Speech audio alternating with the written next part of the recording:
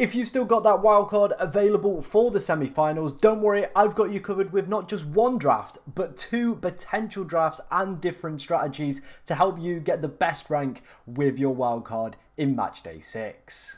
Now, before we dive into today's wildcard video, if you do enjoy any of the content that you see on the channel, be sure to like, comment, and subscribe, of course, that being the main one. Obviously, we did hit 5k the other day, and that was absolutely immense. Now we're on the road to that 10,000 subscriber mark, and we do need your help. So like I said, if you do enjoy any of the content, be sure to subscribe. Right, let's start off before we go and take a look at the teams, looking at some data and obviously discussing the two strategies that I did potentially mention in the, well, I didn't potentially mention, I definitely mentioned them in the introduction. So let's start off with strategy number one. This is going to basically be if you're kind of already got a decent rank like myself, you're just kind of looking to hold, maybe get like a slight advantage, maybe a few players, a few differentials that could see you get a nice little boost. Nothing too adventurous, nothing too crazy. You want to be able to have, you know, enough players going into that final as well with your 5 free transfers. This is obviously going to be strategy number one. So for me, you're probably looking at doing 4, 4, 4 and a free.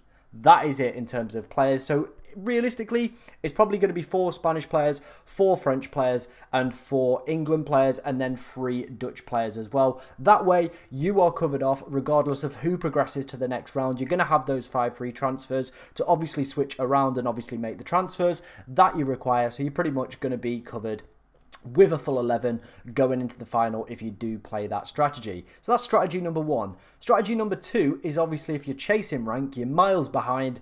My advice, load up on one team, and I seriously mean this. The games we saw in the quarterfinals were very kind of drab, negative affairs. I would be looking maybe at like a triple, quad, even 5 players at the back just from one side. It's very risky, but it could be very, very high reward. That's the way this is going to go. So obviously we've got 2 drafts built for this section as well. We've also got some data, as you can see, from the man himself, Rob T FPL. As always, there is a link to his work and Elvenify's in the description if you want to go and check them out. Some amazing work they've been doing over the course of this Euro. So make sure, go and, you know, give them some support on Twitter and stuff like that. Drop them a follow or go and sign up for their paid memberships as well.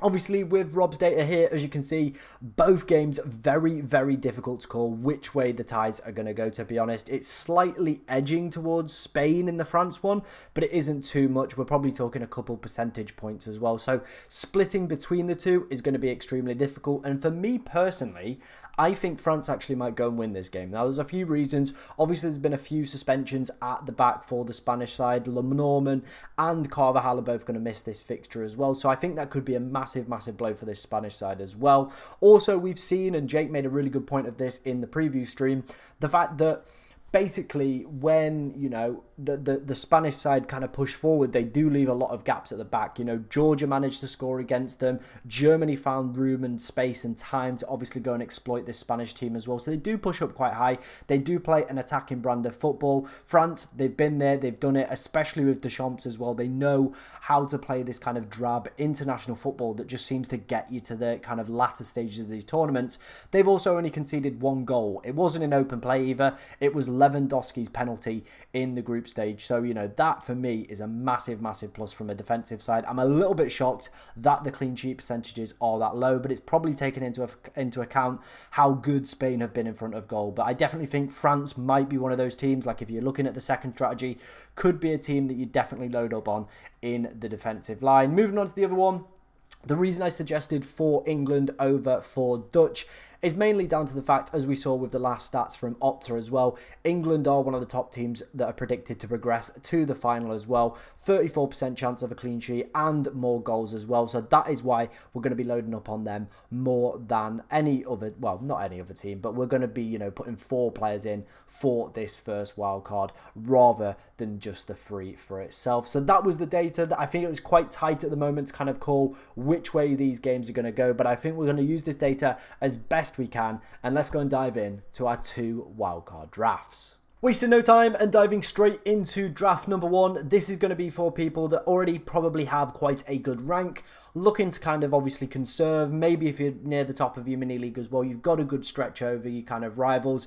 This is kind of the more, I'd say, pragmatic. You know, it's not cautious. I'd say pragmatic. You know, you're still hedging your bets with a few players, but overall, you are obviously looking towards that final to have 11 players and building a fairly balanced side. So let's start off with our goalkeepers. We do have Pickford and Maigan. I can't pronounce his name. I've looked up online how to pronounce it, and again, I do apologise. Like, I know I'm going to get absolutely slandered for it in the comments, but I'm just going to call him the French goalkeeper so I don't upset anybody else. But for me, I think these two could be really, really good picks.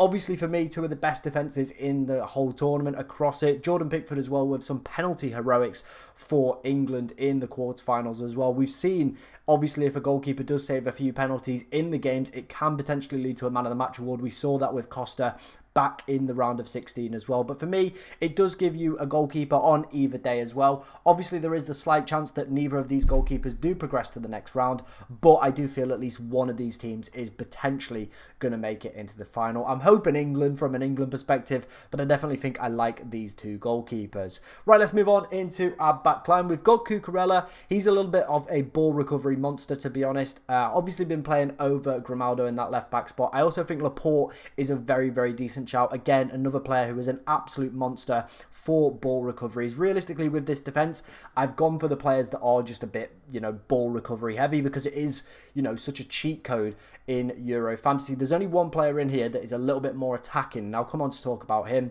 But a ball recovery monster, I definitely think with the budget we've got left as well, you could go for Laporte as well. Moving on to our next defender, it is going to be Van Dijk. He is an absolute ball recovery machine. 27 so far in the tournament. De Vrij, who obviously scored the other day, there isn't too much to actually split them. I spoke about this in the transfer targets video. There's like minimal data to split between them, and I think one ball recovery. So if you're tight for budget, De Vrij makes complete sense. But I think Van Dijk, for me, does have that aerial presence, and obviously I know De Vrij scored from the last set piece, but it could be Van Dijk's moment to shine. I feel like, you know, once one defender's already scored, it's probably not going to happen again, so let's wait and see. But Van Dijk, very, very good for ball recoveries and does give us a Dutch player. You know, obviously further forward, it's kind of limited in midfield, and forwards, you're probably only looking at Gakpo or Depay, in my personal opinion. Moving on to the only player in here that's not going to be in here for ball recoveries, it is Theo Hernandez. I feel he has been super unfortunate not to have got himself an attacking return. Really, really good attacking data across the entire tournament for him. His ball recovery numbers are okay, but if you were looking for a solid back line of just all ball recovery players, I probably would swap him out for William Saliba, in my personal opinion. But I do feel he could have some joy down that left-hand side. I would like to see it. I've been his owner like since the knockout stages, and I've been so frustrated watching him, but he did have a decent game. Arguably very unfortunate not to have gone and picked up the man of the match in that 0-0 with Portugal for me. Had a few opportunities, had 6 ball recoveries in the end as well. So, okay ball recovery numbers, but again, compared to the likes of Koundé and William Saliba, nowhere near the same level. So you are hoping for an attacking return with this one, but if you're looking to bank on ball recoveries, I probably would suggest going for William Saliba. Moving on to our next defender, it is going to be Marc Guéhi. Now for me, he is the #1 don for ball recoveries. He is like, you know, El Capital for ball recoveries. This guy is a menace at them. Obviously, there's doubts around whether or not he'll play. Obviously, Ezri Konsa had such a good performance in England's quarterfinal game, but I do feel Marc Guéhi, he'll be back in the lineup, to be honest. He'll be here. He'll be ready. So for me, I still think Marc Guéhi is a great shout at 4.7 million. He is the top player for ball recoveries left in the tournament as well. Obviously picked up that assist. I wouldn't be expecting that every single week. But again, like I said, this defense catered towards more ball recoveries than attacking returns. Moving on to our final player is going to be Jules Koundé. He's been absolutely immense. The top scoring player currently in the game as well. He, again, is a ball recovery fiend. He also has pretty good attacking data. He arguably has very similar to Theo Hernandez, so you know, you could there get yourself a ball recovery and, in my personal opinion, you know, a little bit of an attacking threat as well. I think he's picked up 1, maybe 2 man of the matches as well, and for me, offers himself up as a decent captaincy option on the opening day with those ball recovery numbers, with the slight threat of attacking potential, and the fact that, you know, France have only conceded 1 goal so far this tournament. So for me, all that is starting to add up a little bit. Right, let's move on into our midfield. Obviously, we've got Fabian Ruiz. I'm a big fan of him. He's a player I'm looking to bring into my own team this week. 2 goals, 2 assists. He sees out quite a lot of games as well in a Spanish side that have looked very good attacking-wise as well. So I'm very happy to have him as a pick. Jude Bellingham and Bukayo Saka. We've gone for the double up of England midfielders. I feel like Saka very easily could become Foden, or maybe if you're looking for an extreme punt, maybe Cole Palmer. We're obviously not going to get that England lineup news before, so there is a slight chance he will be benched. But for me, Bellingham, I feel he's got this aura about him. You obviously saw it, and it's kind of been trending on Twitter, him kind of telling Southgate, nah, sack it, mate. I'm going to stay on the pitch. I'm going to be the main man. So it does feel like he's obviously got that about him in his game. And, you know, we've seen it with Real Madrid. We've seen it with England as well. He is capable of magic moments when it happens. And usually in these tournaments, it is only split between 1 and 2 goals. And it is the magic moments from players like Bellingham that do make all the difference. Saka obviously was an exceptional performance from him. Obviously playing in that right wing-back role. Again, whether or not he's going to be doing that or whether or not there's going to be a change in formation. But I feel with his utility, with him being a left footer, I think that keeps him on the pitch for longer than the likes of Phil Foden and obviously Cole Palmer, who we don't know is going to start, but I think has looked excellent when he has come onto the pitch. But for me, Bukayo Saka is probably the second best England midfielder to select from. I know a lot of people are looking at Declan Rice, but his ball recovery numbers aren't anything exceptional. So for me, I think I would prefer to take the gamble with somebody like Saka and hope that he gets himself a goal. Dani Olmo came off the bench for Spain against Germany and lit the game alight, didn't he? A goal and assist for him. Now that's 2 goals, 2 assists across the tournament for him. He feels like probably we are going to get the lineup, but again, probably feels like one of the better options in midfield. I feel you're a little bit blessed in that. It is Ruiz, it is Olmo, it's Williams. For me, realistically, you're picking probably 2 of the 3. I think with the quality that you've got in midfield with Spain options, Rodri doesn't really enter the conversations. I know he's a key player and he obviously has that man of the match potential and ball recovery potential, but for me, I would prefer going for one of these big boys. The chance that they get, the attacking fluidity of that Spanish attack as well, for me, just outshines anything else that kind of, you know, works down that route. And then our final midfielder, again, we're not really blessed with midfielders, to be honest, now in this point in the game. Realistically, you could maybe look at Rice, Kante. It's just all a bit like, just not really exciting picks. Well, at least Xavi Simons, he's picked up 2 assists so far this tournament. He is quite an attacking player. His minutes aren't 100% secured. He obviously does see some rotation and obviously some early substitutions as well. But again, it gives us a Dutch midfielder. I'm not expecting too much from them. I hope England can kind of combat them. But again, like I said, the other midfield options aren't overly great and we do need to kind of balance this side out. So Xavi Simons with that Dutch kind of midfielder seems pretty fair to me. Moving on to our front line, we do start off with Yamal. He's been absolutely exceptional this tournament. If you look at his data for expected goals and expected assists, it's been incredible. The only thing I don't like about him is the fact that he is a forward, but I feel like some of the other forward options have massively fell off a cliff. Obviously, I'm looking at Harry Kane as a potential option because, yeah, he's just not entering the conversation at the moment, is he? For 6.5 million, yes, he did see an early substitution in the quarterfinals, but is one of the top assisters at the tournament. His data is absolutely exceptional as well, so I'm a big fan of Yamal as an option.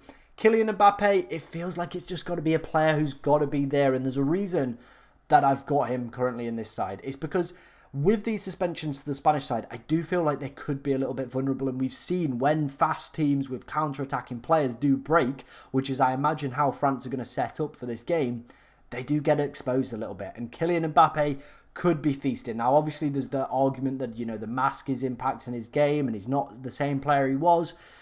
Yeah, it is what it is. We do need to have one of these big boys kicking around, and Kylian Mbappe is that player, so we're going to have him in this lineup. And then finishing up the first wildcard draft, we are going to have Cody Gakpo. Absolutely immense tournament for him. Very unfortunate not to be on 4 goals right now, but it is free.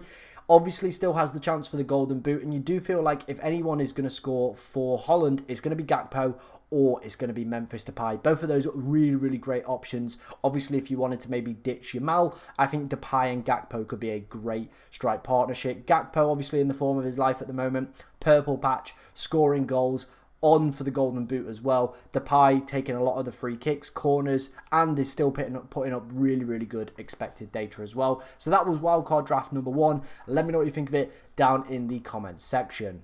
Moving on to our second wildcard. This, for me, is if you're desperate. You're just looking to make your way up as best as possible. It's kind of not obviously a set team. You can kind of back whichever team you want. But for me, realistically, what I would be looking to doing is back a defence on either side of the draw. As you can see, I've gone for England and France as they are, for me personally, the two best defences, and I do expect them to concede limited goals, even if they make it to the final. I think these two teams could, you know, play out 0-0s in both games. So we're back in France. As you can see, we've got the goalkeeper, we've got Koundé, we've got Hernandez, we've got Saliba. I spoke about Saliba in the last section with his immense ball recovery numbers as well. And then we've gone for England as well. Like I said, we've gone for that triple up as well in defence, because these games in the quarterfinals were extremely cagey. And if you are looking to obviously gain these mass rank gains, you're going to need something like, you know, quadding or even tripling or even 5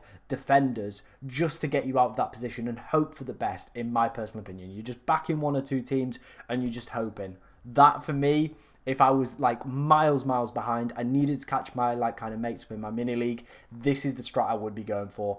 Backing teams and just hoping for the best. Obviously, the midfield, we've kind of gone for the flip side of it in terms of the Spanish ones. I've gone for all the attacking players, because if they are going to demolish my French clean sheet, I at least would like at least one of them that is going to obviously kind of contribute to that demolishing job as well. We've also got Kanté in there. Again, like I said, we're just kind of sticking strong with our French theme throughout this team. They're the team, them and England, I'm expecting to kind of reach the final. And then up front, I kind of just wanted to point out 2 options. Obviously, Depay and Gakpo been very good at this tournament so far. For me personally, I think Depay's going under the radar, under 5% owned as well, so he could be a very nice differential. But this is kind of just very rough. I've just put this together very quickly. But the main kind of aim for me, if you are miles back and have your wildcard left, is to kind of just bank on 1 or 2 teams and have a few differentials and just hope for the best. That's my personal opinion on that one. Stack the defensive players with high ball recovery numbers from certain teams and just hope for the best, because if it does come in, you could be flying up those leaderboards. Otherwise, if you go for the other strategy, a lot of people are going to have very similar teams. You're going to have to hope that maybe one of your differentials and a captain just pulls you out. But other than that, it's probably unlikely. So going for a strat like this, like I said, it is high risk, high reward. You know, it could massively lead to egg on the face. But at the end of the day, if you are that far behind and you need to do something mad, this is the strategy for me. Let me know what you think of today's video down in the comment section. If you've got any questions about your team as well, get it in there. But thank you very much for watching today, ladies and gentlemen, and good luck in Matchday 6.